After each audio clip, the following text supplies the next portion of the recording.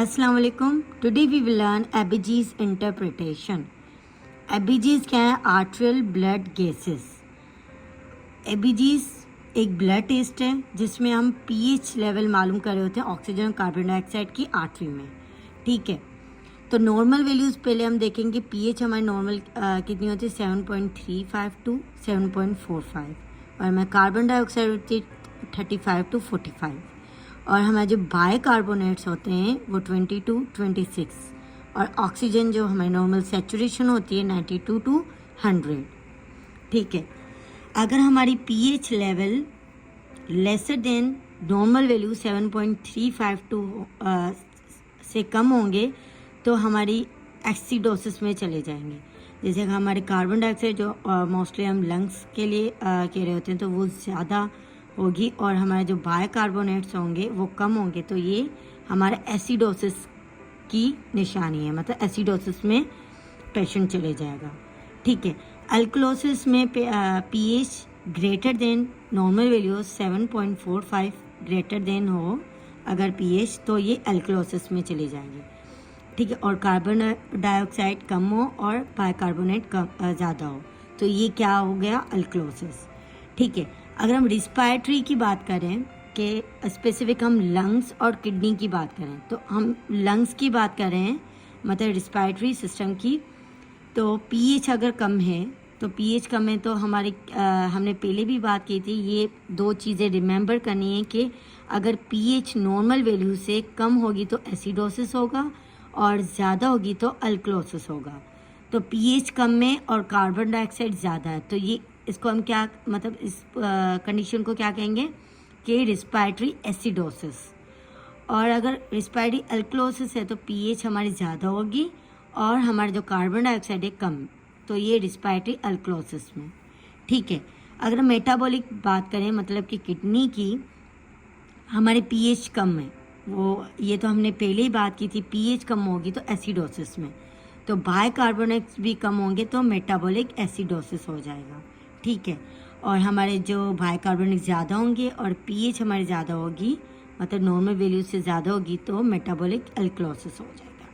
ठीक है, ये एबीजीज को इंटरप्रेटेट करने का एक तरीका है। इस वैल्यूज़ को हमें नॉर्मल वैल्यूज़ को याद रखनी होती है, और उससे क्या हो रहा है उस कंडीशन से, अगर हमें नॉर्मल वैल्यू से पीएच हमारी बढ़ रही है या कम हो रही है, तो ये चीज़ें देखी जाती है। ठीक है, और हमें एक और चीज़ याद करनी है कि अगर एक पेशेंट आया है हमारे पास, ठीक है, तो उसकी हमारे नॉर्मल 90 या 92 टू 100 हमारी ऑक्सीजन सैचुरेशन होती है, तो उससे हम एक पेशेंट आया, उस सैचुरेशन उसकी कम हो गई है, तो उसको हम में ना ऑक्सीजन प्रोवाइड करनी है, तो हम किसके थ्रू? पहले हम उसको नेज़ल प्रोन लगाएंगे, उसके थ्रू ऑक्सीजन देंगे, और नेज़ल प्रोन हमें 0 टू 5 लीटर में ऑक्सीजन मतलब उस प्रोवाइड करता है। तो उससे भी अगर है ना पेशेंट की ऑक्सीजन लेवल मेंटेन ना हो तो हम उसको फेस मास्क लगाएंगे। फेस मास्क के थ्रू उसकी ऑक्सीजन जाएगी, जो कि 5 टू 10 लीटर उसके थ्रू जाती है।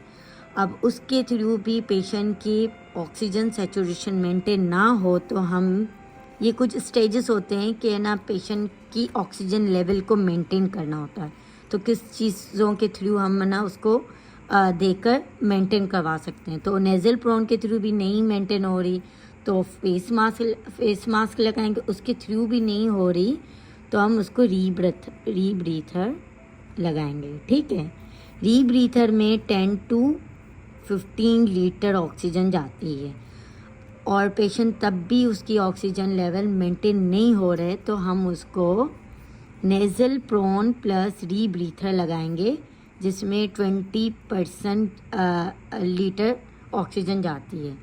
तो पेशेंट की उस कंडीशन में भी इसके थ्रू भी ऑक्सीजन मेंटेन नहीं हो रही तो पेशेंट को वेंटिलेटर में शिफ्ट करेंगे, मतलब नॉन इन्वेसिव में शिफ्ट करेंगे, जिसमें दो तरीके से होती है। एक तो सी पे लगा सकते हैं और बी पेप, ठीक है। सी पेप हमारा क्या है, कंटिन्यूस